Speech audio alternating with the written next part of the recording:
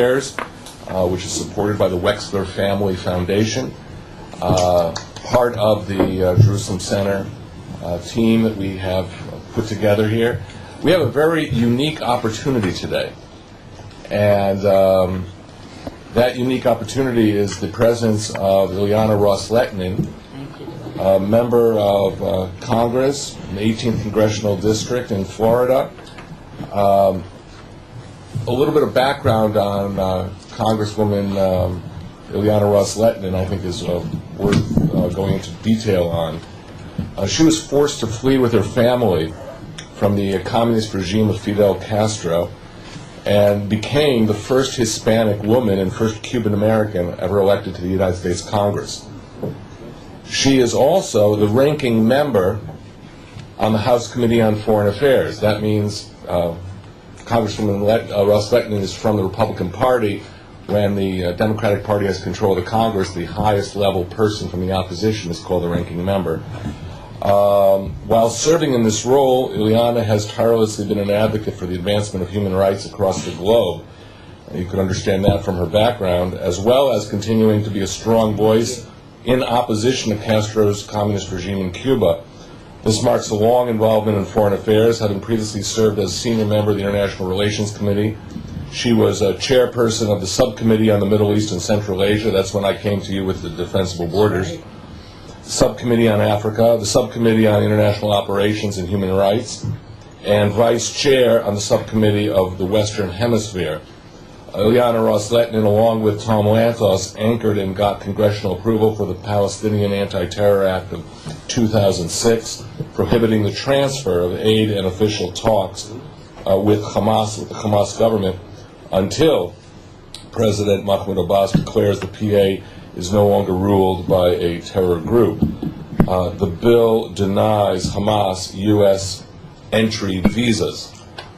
Today, Congresswoman Ileana Ros-Lehtinen will be talking about the United States, Israel, and the Iranian threat, the view from the U.S. Congress. So we will have Congresswoman Ros-Lehtinen give a presentation. We will have time for questions afterward. Would you like this to be on the record or off the record? On the record. On the record, so get your pens ready. Thank you, Dory. Thank you so much.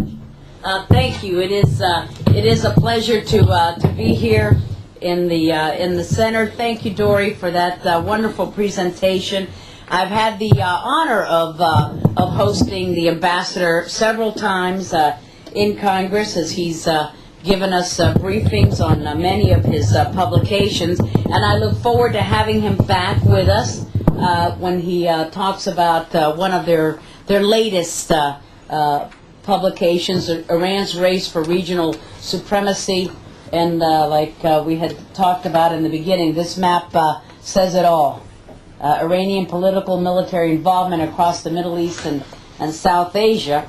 And thank you for the hard copy of that. And also thank you to the NGO monitor, Professor Steinberg, for giving me this publication about the watching the watchers. Now, I do not pretend to tell you about Iran. You know a lot about Iran. My expertise is being in the belly of the beast, being in the United States Congress, and giving you how we look at it. Probably not in the best way, but that is our point of view. And Dory for sure knows the United States Congress, because he's taken this publication and winnowed it down to an executive summary, which is about the right size of analysis for the United States Congress. So thank you, Dory, for that. But I think, and I'm just going to quote a little bit from Dory's book. It's not just from this latest publication. I say it's Dory's, but it's the Jerusalem Center for Public Affairs, and he had a lot of help in writing it. But I think in this book it states a stark truth, and I'm going to quote from it. It is the Iranian regime's deadly ambitions, and not the Israeli-Palestinian conflict, that are the principal causes of instability in the Middle East, and the source of the greatest threat to the security for the United States and Israel. And I think that in one sentence sums up the way that we need to frame this great conflict in the United States Congress. And unfortunately, we still have views incorrect that as supportive as the United States Congress is of Israel, the problem for us is how to be supportive, and we tend to look upon the Middle East conflict as a Israeli-Palestinian dispute rather than as a symptom of what you talk about here, Iran's race for regional supremacy, and also we have this belief that Land for Peace has been successful, no matter what the realities on the ground tell us, and so we think that if Israel can continue to be pushed to give up land, then all will be well. And our third myth that we operate under is that we have this Pollyanna view still that even though the United Nations has been proven time and time again to be a failure at what its mission is, we still support the United Nations in its mission and its quest for peace. It's like they said, the end of a beautiful theory by a gang of brutal facts, as Ben Franklin said, and we just refuse to confront that gang of brutal facts. But the publication that Dory and his group has put out just recently also says this: while Israeli-Palestinian diplomacy may have a value in its own right, it will not help stop the advance of Iranian power.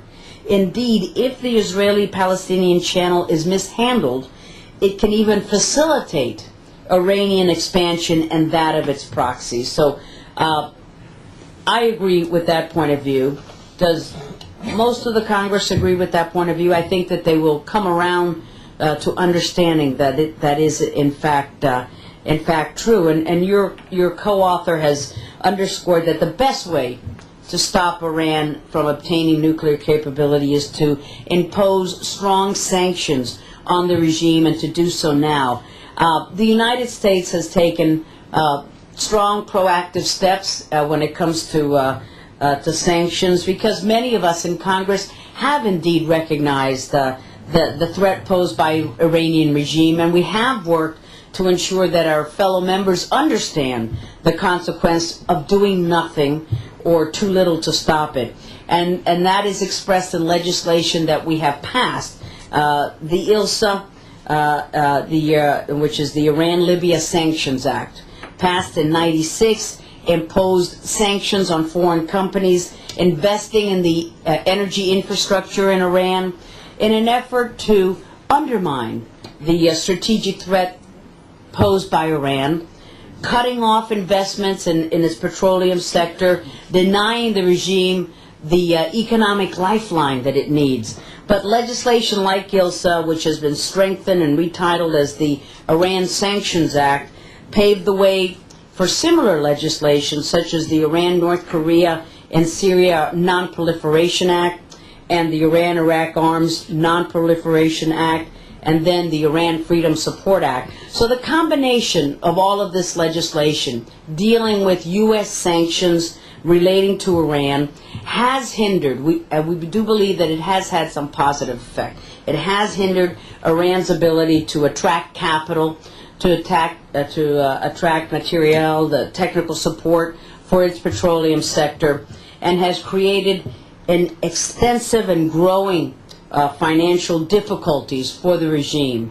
And this congressional response to the Iranian threat has spanned the political spectrum, and its strength has grown throughout the years as the threat of Iran has been seen to grow. And the scope of the Iranian threat is seen from Capitol Hill, and the failure of successive administrations to effectively deal with countering this threat, and the prospect of future action by Congress are issues which concern us all. And no one needs to tell you that the threat of Iran is clear, it's stark, and it's growing. And as I said, I'm not going to explain the dangers of Iran. I'm going to look at it from the congressional point of view. We know that the International Atomic Energy Agency has has not done its job, and we could be facing a grave danger, a nuclear-armed Iran in a short time. But and it's not just the nuclear capabilities, but it's the world's leading state sponsor of terrorism. Its cynical use of terror to advance its threat. So what does the administration in Washington or the United States Congress do? Well, despite the administration's efforts to counter Iranian strategy in the region, the scope of Tehran's plans and actions continues to grow.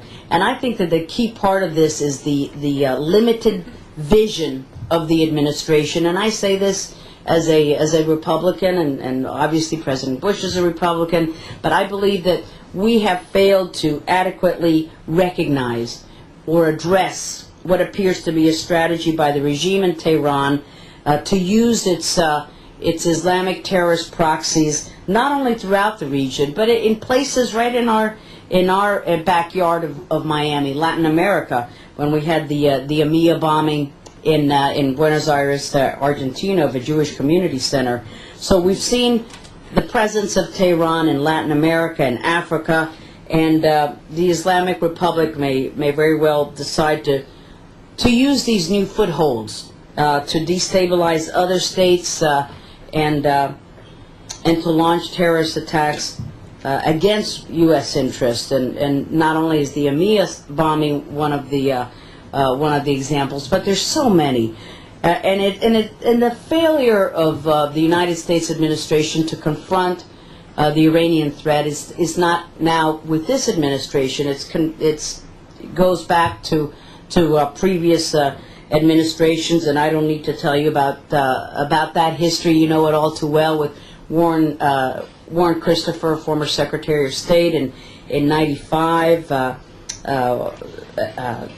What happened? The U.S. response when the militants seized the U.S. embassy in Tehran in '79. When they attacked the Marine barracks in Lebanon. The Clinton administration response to the Khobar Towers bombing in Saudi Arabia in '96, in '97. There have been so many actions and such little action on the part of the United States. Every time the Iranian regime has sent us a very clear message. Waiving sanctions is what we did. Allowing further economic investment in Iran. So it was said that the door was open for investment in Iran, no matter what Iran was doing, and the United States would do little, if anything, to stop this further investment. And the United States, by no means, was alone in this. Many other countries joined in, and you know about Russia's role and China's role in the UN stopping the Security Council resolutions that could have had a real impact. So what do we do now? What is the response that we give to Iran now when we see in your publication in that map Iran and follow the arrows? Its span of influence is ever growing, and the U.S. response has been to join the European Union in its efforts to bribe the mullahs and to suspending uranium enrichment, while failing to implement the U.S. sanctions again that were aimed at denying the Iranian regime the political legitimacy and the economic resources that it needs to continue to engage in this destructive policy. We know that Europe is not going to join us. They're not going to be there with us. So great damage has been done, I think, to the U.S. credibility in terms of its policies toward Iran and the region as a whole, because we pass legislation, we don't put it into practice, and everybody knows whatever the United States Congress does, it doesn't seem to really come into play as a true factor, because it's watered down, ignored, or never implemented. And we've given so many concessions already to Iran, and in order to provide these concessions, the U.S. Department, our U.S. Department, State Department, appears ever ready to seek waivers on a wide range of legislative restrictions that we have passed regarding Iran. These include sanctions that we placed on the regime in Tehran because of Iran's designation as a state sponsor. You saw that we just removed North Korea on the state sponsor of terrorism list. It's an ever-shrinking list, even though the behavior of the countries on that list grow in terms of danger for democracies and for our allies. We seem to reward them for their bad behavior by removing them from the list. We have passed prohibitions on the export of items that have dual use, meaning civilian and military. We required the Atomic Energy Act to be in effect to forbid the export of nuclear materials or equipment of sensitive nuclear technology to any country that is a state sponsor of terrorism. And history has taught us that failing to act and relying on hope when threatened by a deadly foe like Iran usually ends in an avoidable tragedy, even to the point of annihilation. And my perspective, and one shared by many of our colleagues in Congress, is to impose a cost so high that it threatens the regime's survival unless it changes course. That will require imposing immediate, comprehensive, tough economic sanctions, along with every other source of pressure that we can muster, and to do so in coordination with as many countries as we can persuade to do so. But failing to do so should not mean that we, the United States Congress, should fail to do so. Congress can play a key role in ensuring that this approach is implemented. Members of Congress should engage officials in friendly nations, in international organizations, in financial institutions, and work to persuade them to cooperate with the United States in targeting the Iranian regime. And we can also impose pressure through such measures as publicly investigating financial institutions that are operating in the United States that are reported to be in violation of U.S. laws or UN Security Council regulations regarding Iran. Members can also help to ensure that those institutions which have cut off or curtailed their dealings with the Iranian regime, the professor's excused because he told me he had an earlier engagement. There'll be a pop quiz at the end, so you can make it up.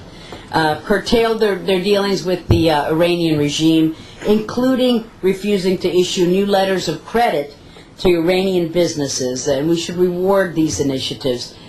What else can Congress do? We can support the growing effort to persuade pension funds to divest from companies that invest in Iran. Florida, my home state, was the first state to do so in the United States, and now more states are doing so, and of course we want to do it in the Congress to have our U.S. pension funds divest from investing in Iran. And that's aimed at persuading companies operating in Iran to rethink their wisdom of doing business with one of our nation's most dangerous enemies, Iran. So sanctions, I believe, are the most effective sources of pressure that we have, but we have not used them to their full potential, if we've used them at all. And we're going to continue to press the State Department to implement these sanctions. It'll take necessary legislative action to strengthen them.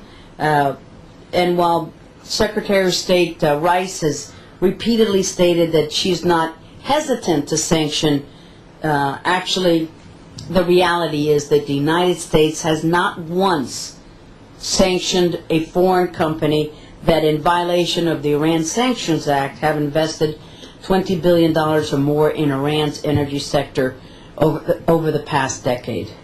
not once. And more companies and more individuals have been sanctioned for making and selling pirated products such as CDs, DVDs, television sets, than have been sanctioned for investing in Iran's energy sector, or worse, providing technology and other material for supporting Iran's weapons of mass destruction or missile capabilities.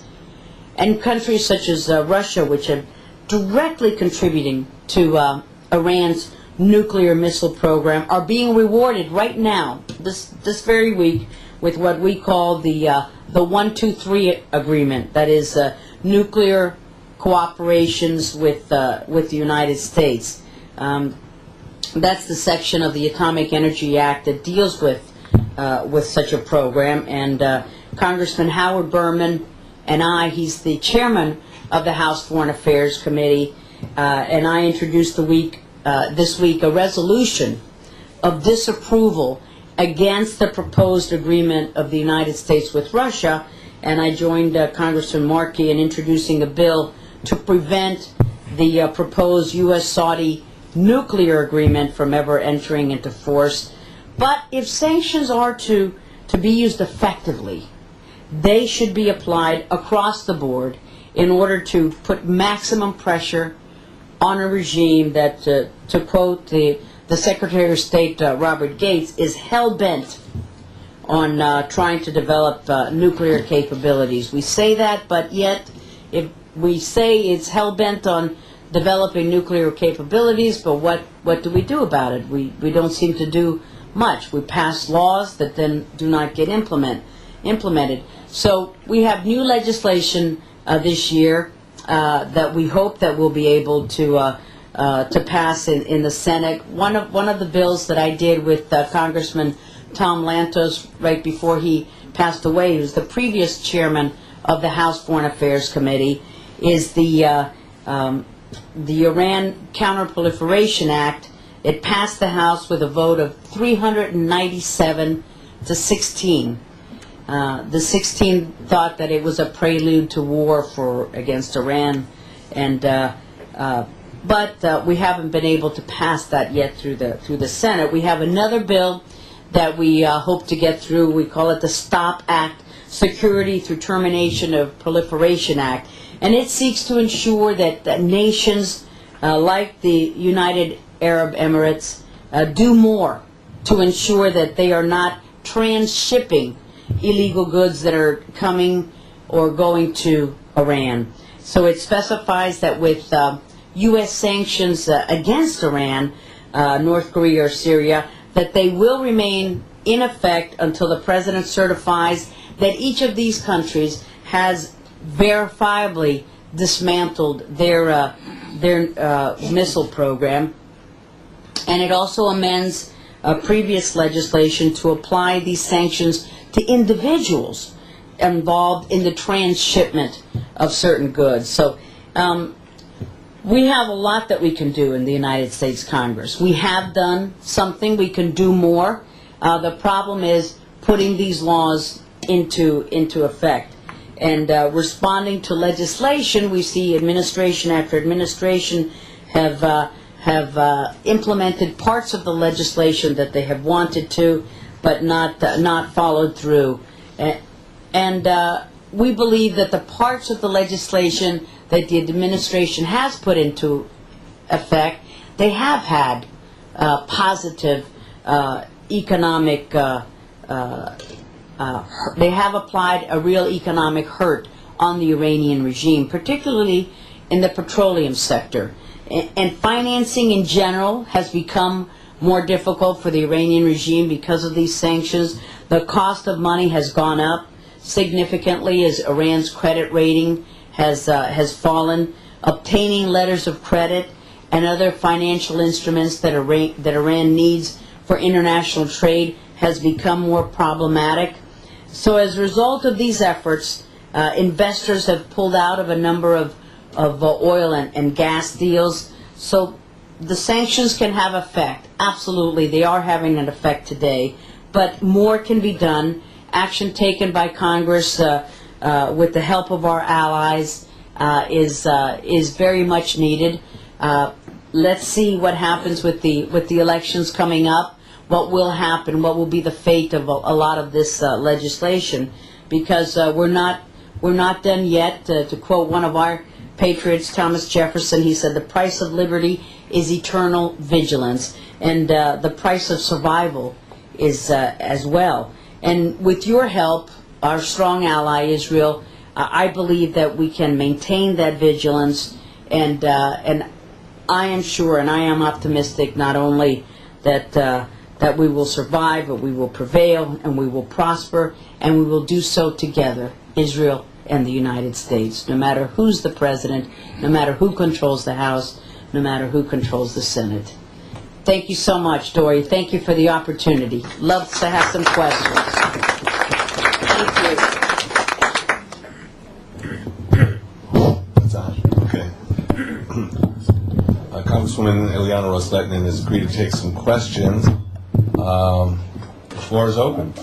We have with us Harry Wexler from Boston, Massachusetts. So, Thank Harry, you for underwriting all of this, Harry. Thank you. Yeah.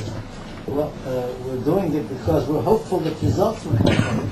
And this is what I'd like to start the questioning with, Congresswoman. We certainly appreciate all the efforts that Congress has put in, particularly the House of Representatives, which has done its duties and has supported us very smartly in many ways. But truthfully, we'll never have in the White House, I don't think, anyone more interested in stopping Iran from having an atomic bomb from George W. Bush. And Rice, Condoleezza Rice, every time she sees the press and Iran comes up, she says it's unacceptable to have Iran have a bomb and so on. And now you're telling us that Congress can still do a lot. Well, maybe they can, but I'll tell you, there's a tremendous feeling in the United States and here that the clock is running out, and the hourglass is, the sand is almost gone. And when is it going to be done? And if the Senate doesn't approve even legislation that has been proposed and passed by the House of Reps, if they don't approve that, are they going to be approving anything? And if Obama is going to be elected as president, things are even worse. Germany alone, you say, we will mobilize our allies. Well, Germany alone has, 1,800 companies that do business in Iran, and they're very clearly abstaining from all action. They have representatives going out there and so on. They're not going to help. Maybe Sarkozy, to the extent that he has the power, is likely to do some, but to bring all the European Union to support the United States is questionable. Russia is biding its time. They all say nice things about how to fight the Iranians, but in reality, nothing is happening. Nothing. And so, when you say a lot can be done, and I'm pointing out the truth that you know, that time is running out, is it really realistic to expect that we meaning the United States, can stop the Iranians? And if not, where next? I agree. I have that pessimistic view as well. I don't want to be doom and gloom, but I have been greatly frustrated with the legislation that we have been trying to pass for a number of years. This has been ongoing now for more than 10 years, and by the time we get to the point of passing the legislation, it is substantially watered down, always has to have that waiver, the presidential waiver, that he can waive it in terms of for reasons of national security that are never spelled out, meaning it's an ongoing presidential waiver. And that's why the legislation that we pass, one form or another, never has the teeth that we want it to have. And even then, it's hardly put into into full force. And so we're left with half-baked legislation that the little bit that has been put into effect, we have seen that it has had great effect. But U.S. sanctions will never be enough. We need to do it. even if we're alone, it's the right thing to do. Will other countries join in? And if not, there is that rumor, there is that buzz in the United States as well, that if there is a time to take action against, military action against Iran, that it will be in the later months of the Bush presidency before the next president takes over.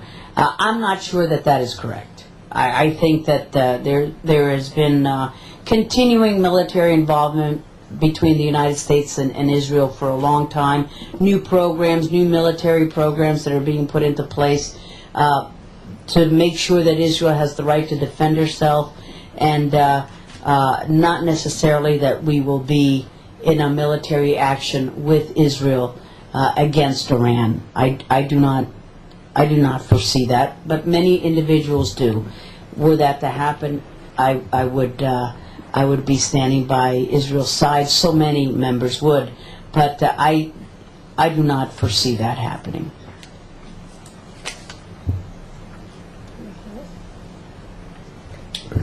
Thank you, and I'm hoping to have you come to Miami in September. I'm stealing him away from you. Oh, good. I want him to come to Miami to give a presentation of the book. Thank you, Representative Ros-Lehtinen. I believe you were quite vocal right after the operation with Syria about increasing the amount of transparency Yes. to the American Congress. Boy, did we push the administration to come forth for briefings. It was unbelievable. Well, this The is what I'd like to resistance. ask you about, if you would mention. What are some of the principles behind it? I know that Ambassador Bolton was also extremely vocal about that point in Israel, that Israel actually should be much more transparent as the United States government about some of these operations. Could you give us some of your thinking behind it? Well, after Israel took action against the Syrian facility that was built with North Korean help, by the way, we were negotiating with North Korea, and North Korea was telling us that it was being transparent and accountable for all of its actions at the same time that they were helping Syria build this nuclear facility. So we wanted more information from our intelligence agencies, and we asked for classified briefings, and it was practically forcing them into the door to have them brief members of Congress in a classified manner about the operations and how much information we knew and what was the U.S. involvement, etc. So I'm not giving any secrets, just to let you know how difficult it was. Now, some intelligence agencies readily wanted to come to Congress. They were not hesitant at all. But the State Department as a whole did not want Congress to be briefed on this operation. Tom Lantos and I were briefed when it happened, but they did not want to then give the briefing to any other, and the ranking member and the chairman of the relevant committees were also briefed, but they would not brief the members of the committees, and we finally had one or two classified briefings that were very short and very limited in scope, and not the kind of briefings that we had as ranking member and chairman. So whether that was a request from the Israelis that they wanted it to not be open to all the members of Congress or not, I'm not sure. But we've had the same kind of difficulty with the North Korean negotiations and the deal that the United States worked out through the six-party talks about what North Korea has been willing to give out in information. So it's tough going for us to even get the information. But we push and we prod and we nag. We're great at naggers. So we eventually get it, but it's not easy. And I don't know the reasoning behind it, but it is not easy. Of course, we leak to the press. That's what members of Congress do. But usually it's the State Department that leaks to the press before we do. So we get the more information from CNN than we do from the State Department. There's no doubt, is there, that this was indeed a North Korean involvement in Syria? No doubt. No doubt. No doubt. I'll use the chairman's prerogative to ask a question. A provocative A question. provocative question now.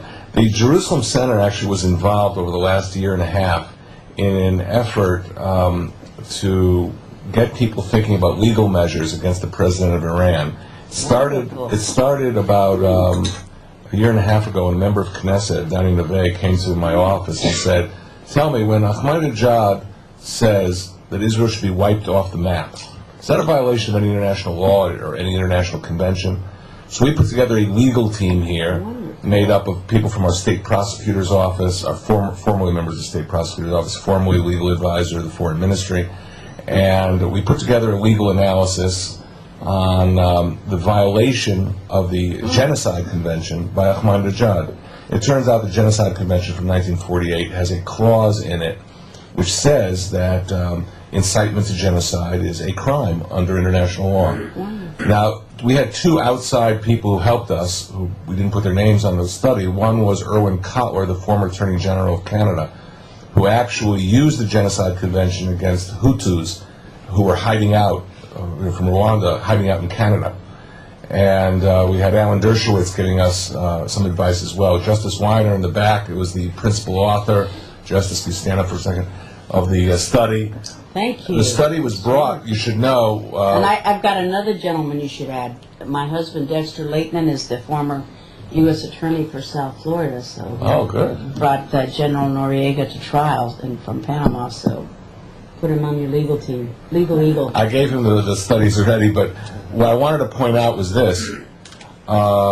We made this presentation in the New York Bar Association and later in the British House of And Commons. the reaction? 60 members of the House of Commons signed an early morning bill, both from the Conservative and Labor Party, supporting indicting Ahmadinejad. Now, in the U.S. House of Representatives, a bill was passed on June 20th supporting this idea overwhelmingly. Right. I think it's called HCON 21. June 20th was the date. It went over to the Senate side, and it's still stuck. Everything sits in the Senate. In the Senate. It's a parking lot. Senate Foreign Relations Yes, Committee. that's where it'll stay. So it hasn't forever. it hasn't come out of committee Good for. luck with that. Well, this is what I want to ask you about. This is really the heart of the question. One of the assessments we got from friends of ours in Washington was that between the overwhelming passage in the House and the lack of doing anything about it in the Senate, there has been this growing fear in part of the American body politic to support these kind of initiatives, even if it's a non-binding resolution, because they might provide legitimacy for a military attack against Iran. Absolutely. That's the underlying theme now of more and more of the legislation that we pass is, in fact, they will propose an amendment to any legislation to say this in no way should be seen as a prelude to war or an authorization by, and of course it isn't in any way, shape, or form, but they want to, first it was a lone voice of Dennis Kucinich in the wilderness, and now it's catching on that whether it's been the problems that some members of Congress have with our military involvement in Iraq, Right. they are now worried about any legislation that is passed related to any section of this world, because they believe that it will be used as an excuse and a justification of upcoming administrations to propose a rationale for justification for war with Iran. Ironically, this kind of attitude destroys every initiative that tries to avoid war by using either more enhanced economic sanctions Ironic. or by using the international legal mechanisms that are available for going after Ahmadinejad. I should say this, that Congressman Kucinich raised an objection that Ahmadinejad's statements were mistranslated. As a matter of fact, he wanted to put Ahmadinejad's speech in the congressional record, and we objected, and then he wanted the ruling of a parliamentarian, but he wanted to put Ahmadinejad's speeches in the record to show that it was mistranslation and that he had not in fact said any such thing time and time and time again.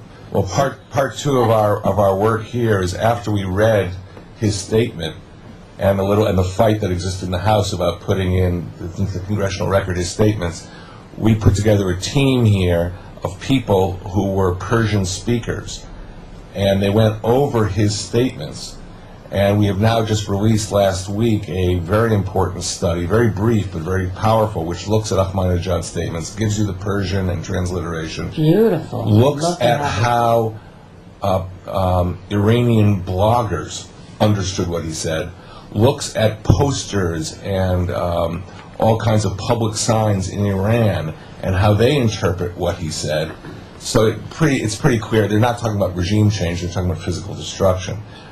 But we had to go through this effort, and we had Joshua Teitelbaum put together this paper for us, and I think it'll make a big contribution to the discussion, but I just hope that Congress can Make take sure that action. I get that, because Okay. I would love to We'll give you a few to copies. distribute it to my colleagues. But that's the discussion that takes place every week in the Foreign Affairs Committee, is making sure that whenever we're talking about Iran, they want to put that big asterisk, but this is in no way a justification or rationale leading up to war in Iran. It's counterproductive. Please.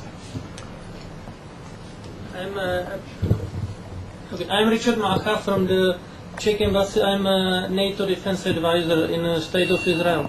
Thank you. Madam Congresswoman, do you think that the International Atomic Energy Agency in Vienna could be successful with negotiation with the Iranian regime regarding putting the nuclear program under the strict international and permanent control? No, I don't think that the International Atomic Energy Agency is going to be any more effective in Iran than they have been in the past. I believe that what they would do is to give legitimacy to Iran's statement that they are using their nuclear program for peaceful means.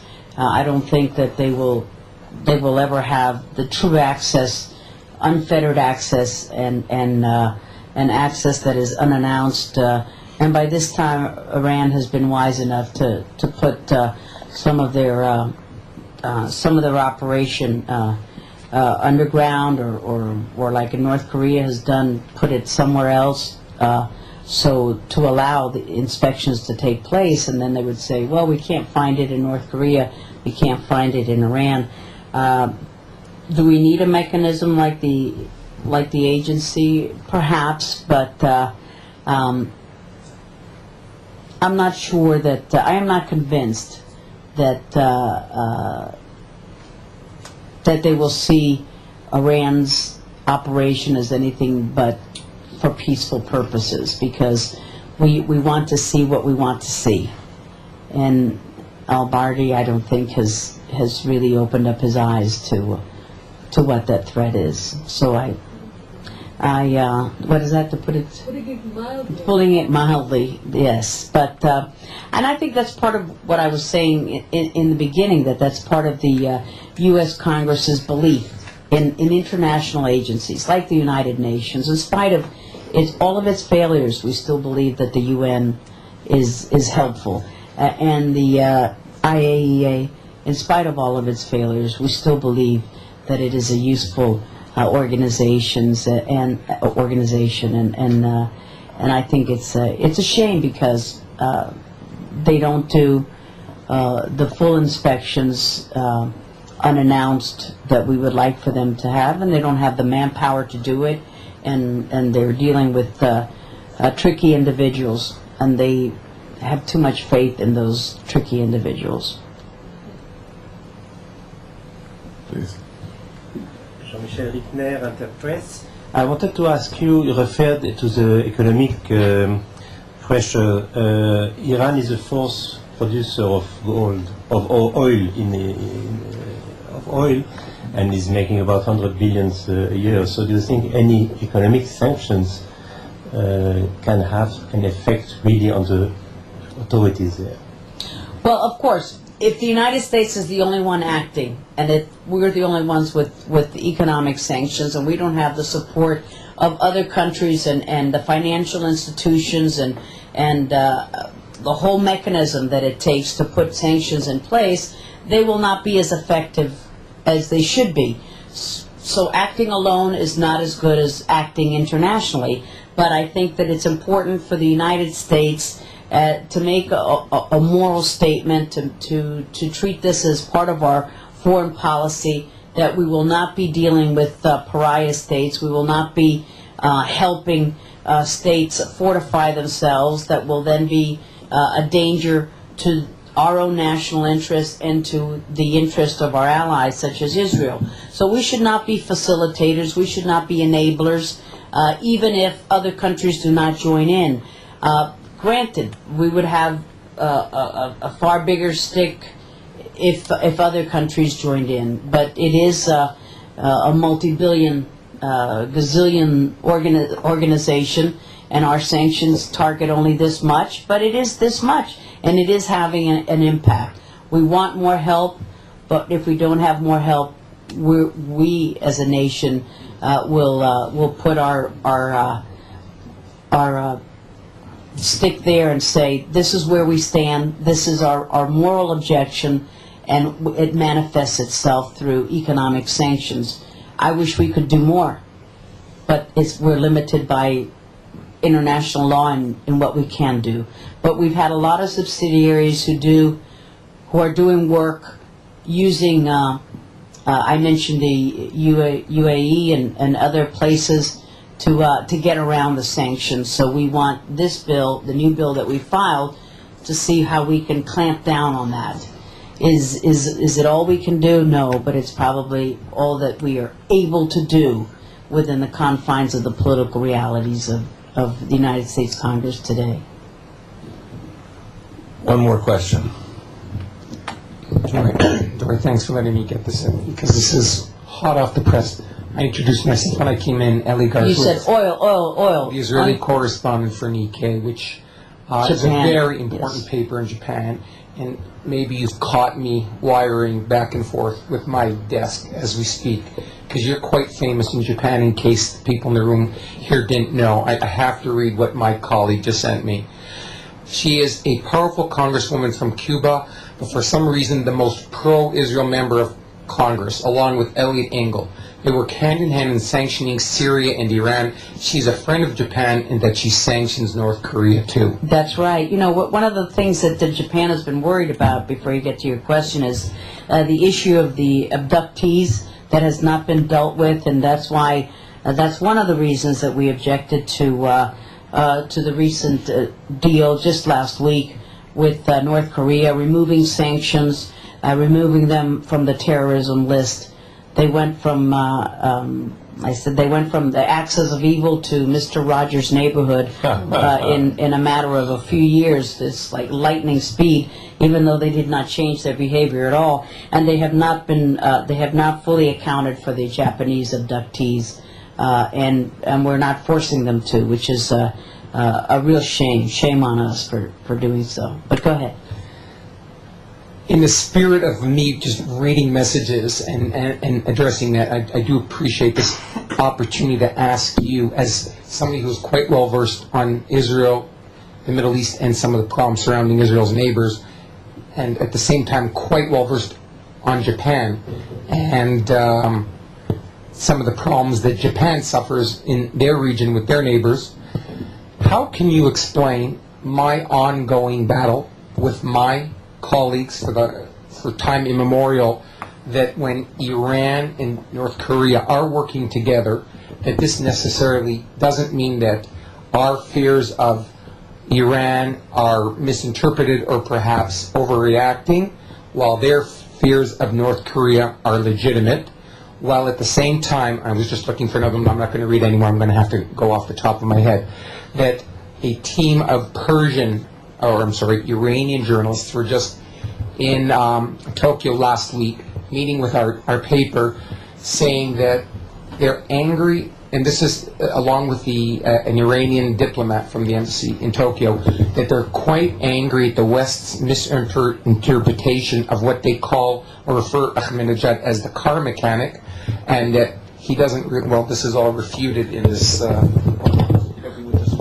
talking about, to sum it up in one sentence, that in Japan, they don't get it, they think Israel's overreacting, and as a result of this Israel overreaction, AIPAC and a team of other neocons is going to lead the world to World War III, and we talked about oil coming in. I wasn't being facetious, I was being quite serious, because at the end of the day, the Japanese, that's all that really concerns them. Yeah. Well, I think that Israel gets it. I think that AIPAC gets it. I think that the United States gets it, and I believe this map on page 27. I believe this to be true. That Iran's political military involvement across the Middle East and South Asia is a force to be reckoned with, and that we need to wake up and understand the implications of that for not just for Israel but for the United States and for Japan as well, and that we ignore it at our own peril. So I don't know how to get my colleagues in Congress to understand it. I don't know how other people can get their colleagues to understand it, but I get it, and I think that Israel. Every time I've come to Israel from way back, Israeli officials were always talking about Iran. When we were not talking about Iran, we were talking about the Arab-Israeli Middle East peace process, etc. Israelis were talking about Iran. I've been in Congress 18 years. And that was the topic, and it remains the topic today. Only now other countries are waking up about it. And just for respected both here and in Japan. So when you're speaking to your Japanese counterparts, how do you persuade or make a case for Israel? Or is that something that comes up? because what happens in Israel is going to impact everyone else. What happens.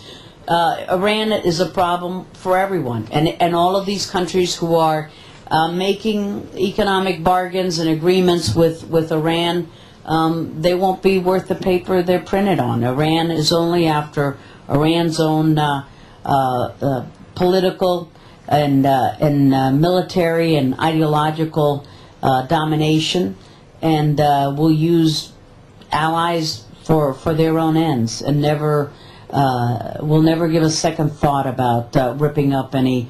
They don't even have to rip up anything that they sign. They just will not comply if they find out later on it's not in their interest. And related to Japan, I want you to know that with Congressman Brad Sherman, we filed a bill to try to stop the removal of North Korea from the state sponsors of terrorism. We don't think that we'll be successful, but it's important to have a stand, to have principles, and to fight for them. So we have filed that bill, and we believe that North Korea has to be have more fruitful dialogue with Japan about their abductees and give full accounting of them and return them. I'd just like to conclude with a rhetorical question Okay. for your Japanese colleagues. Would North Korea have the economic capacity to develop missiles to strike the Japanese islands if it didn't have its cooperation with Iran?